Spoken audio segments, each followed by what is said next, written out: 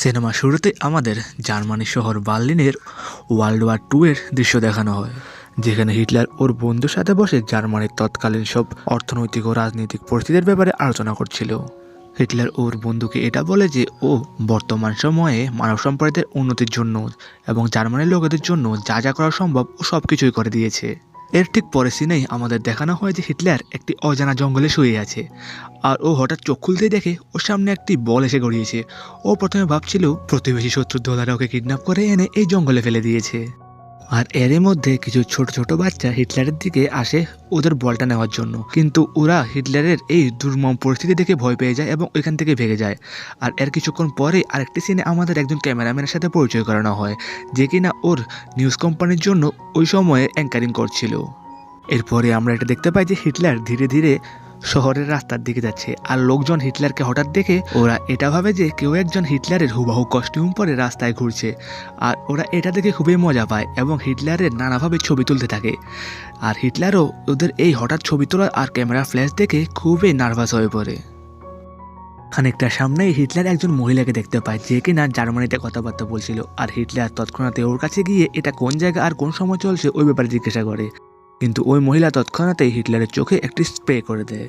Spray করা মাত্রই হিটলারের চোখ জ্বলতে থাকে এবং চোখগুলো পুরো লাল হয়ে যায়। হিটলার তখন আঁকাবাঁকাভাবে হাঁটতে হাঁটতে একটি বইয়ের দোকানের সামনে যায়, আর ওইখানে নিউজ পেপারে তৎক্ষণাতের সময় আর ডেট দেখে ওর মাথা ঘুরিয়ে ওঠে, আর তৎক্ষণাতে মাথা ঘুরে পড়ে যায়। এরপরে আমাদের ওই নিউজ চ্যানেলের ভিতরের একটি দৃশ্য দেখানো হয়, যেখানে বোর্ড মিটিং চলছিল। আর ওই নিউজ কোম্পানির সিইও ওই কোম্পানির ডেপুটি হেডের আরও প্রশংসা করে। আর ডেপুটি হেড ভাবে যে ওর এক্ষুনি মাত্র প্রমোশন হয়ে যাবে, কিন্তু এর পরিবর্তে ওই কোম্পানির সিইও আরও একজন নতুন মহিলাকে একটু উচ্চ পদে নিয়োগ করে নেয়, যার ফলে বর্তমানে ডেপুটি হেড থাকা ব্যক্তি খুবই হিংসা জ্বলে ওঠে। আর ওর প্রতিটি রাগ ওই কোম্পানির একটি জুনিয়র ক্যামেরাম্যান এর উপর তুলে। আর ওই কোম্পানির ডেপুটি হেডটি ক্যামেরাম্যানের উপর এতই রেগে যায় যে ওকে তৎক্ষণাৎ চাকরি থেকে বিচ্যুত করে দেয় এবং ওকে গার্ড দ্বারা ধাক্কা দিয়ে কোম্পানি থেকে বের করে দেয়। এর পরবর্তী সিনে আমাদের দেখানো হয় যে হিটলার আবার হোশে ফিরে এসেছে এবং ওই শপকিপারকে জিজ্ঞেস করে যে এখন বর্তমানে সময় আর ডেট কী আছে।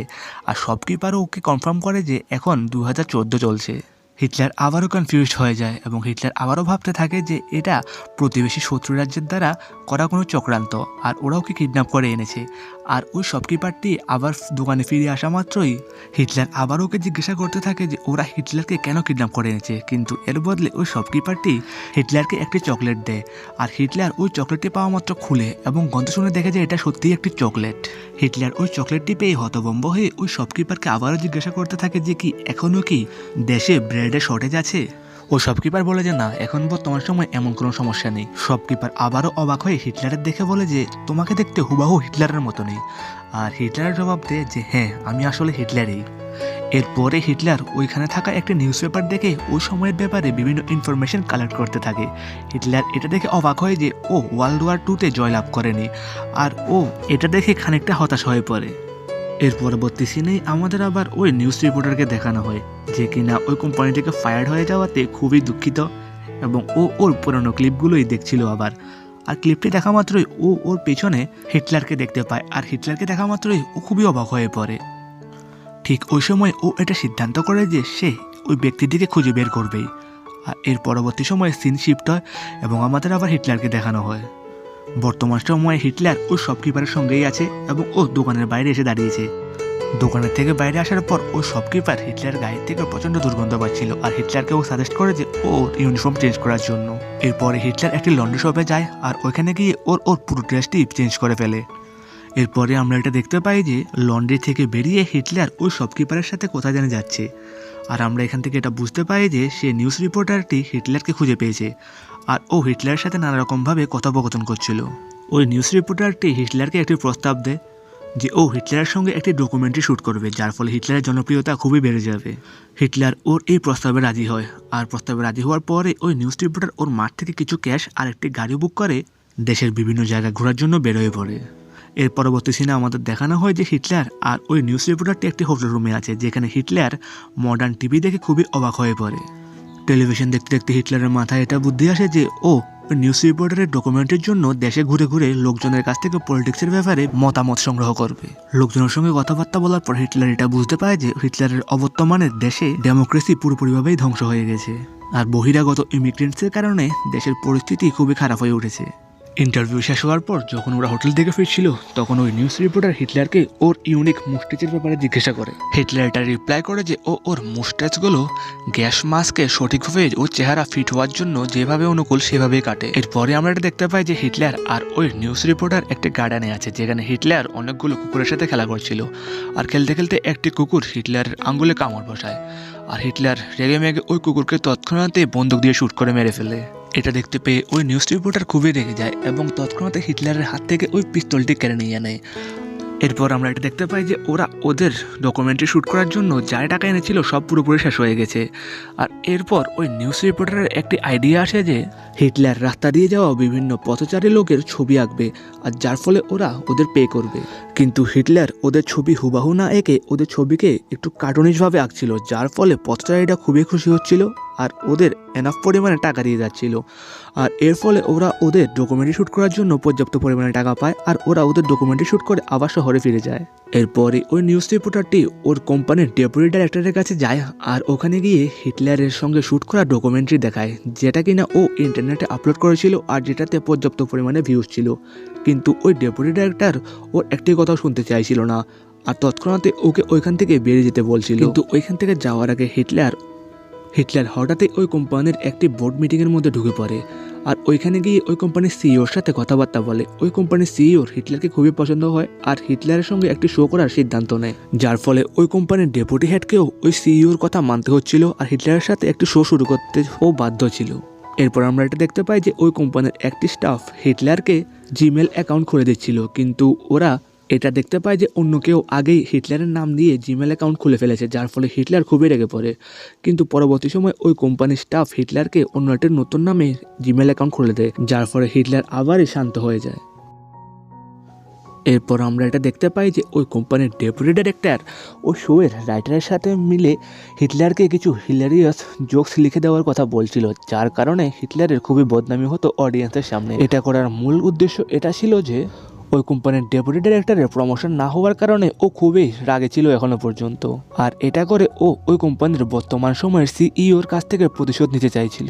আর এরপরে হিটলারের সাথে সেই শোটি শুরু হয়, কিন্তু হিটলার হঠাৎই ওর মনে যা ছিল তাই বলতে শুরু করলো। আর হিটলার অডিয়েন্সকে এটা বলে যে ওকে জার্মানিতে আসা ইমিগ্রেন্টসদের ব্যাপারে কিছু জোকস বলতে বলা হয়েছিল, কিন্তু ও এর পরিবর্তে বর্তমান সময়ে জার্মানির আনএমপ্লয়মেন্ট পোভার্টি নিয়ে ওই শোয়ের অডিয়েন্সের সামনে বক্তৃতা দিচ্ছিল। হিটলারের স্পিচ শুরু হওয়া মাত্রই ওই হলের সবাই নিস্তব্ধ হয়ে যায় এবং সবাই মনোযোগ দিয়ে হিটলারের বক্তৃতা শুনতে থাকে।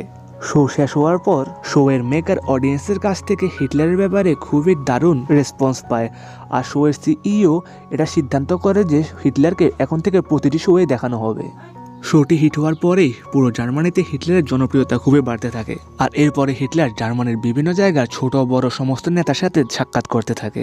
এটা করতে করতেই বেশ কিছুদিন পর হিটলার আর ওই নিউজ রিপোর্টার তৎক্ষণাৎ সময় জার্মানির প্রেসিডেন্টের সঙ্গে দেখা করতে যায়, আর ওকে দেখা মাত্রই হিটলারের মাথা খুবই গরম হয়ে যায়, আর ওর নেওয়া প্রতিটি ভুল সিদ্ধান্তের ব্যাপারে হিটলার ওকে নানাভাবে কথা শোনাতে লাগে। প্রেসিডেন্ট তখন হিটলারকে কিছুই বলে না, ও হিটলারের সমস্ত কথা শুনতে থাকে।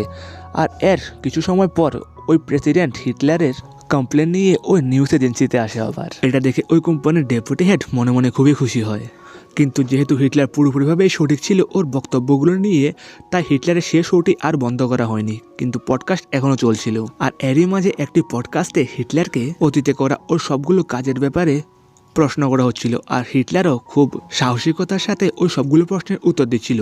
কিন্তু হঠাৎই ওই শোতে হিটলারের ওই কুকুরটিকে পিস্তল দিয়ে শ্যুট করার ভিডিওটি চালিয়ে দেওয়া হয়, যার ফলে ওই শোয়ের সমস্ত অডিয়েন্স পুরোপুরিভাবে বিচলিত হয়ে ওঠে।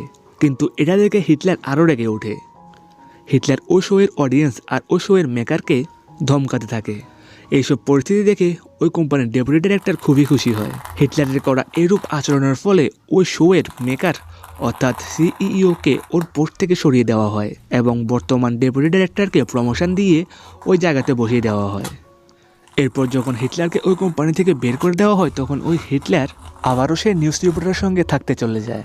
আর ওই সময় হিটলার নিজের অটোবায়োগ্রাফি একটি বইতে লেখে, যে বইটি কিনা ম্যাসিভভাবে সেল হয় আর হিটলারের জনপ্রিয়তা আরও বাড়তে থাকে।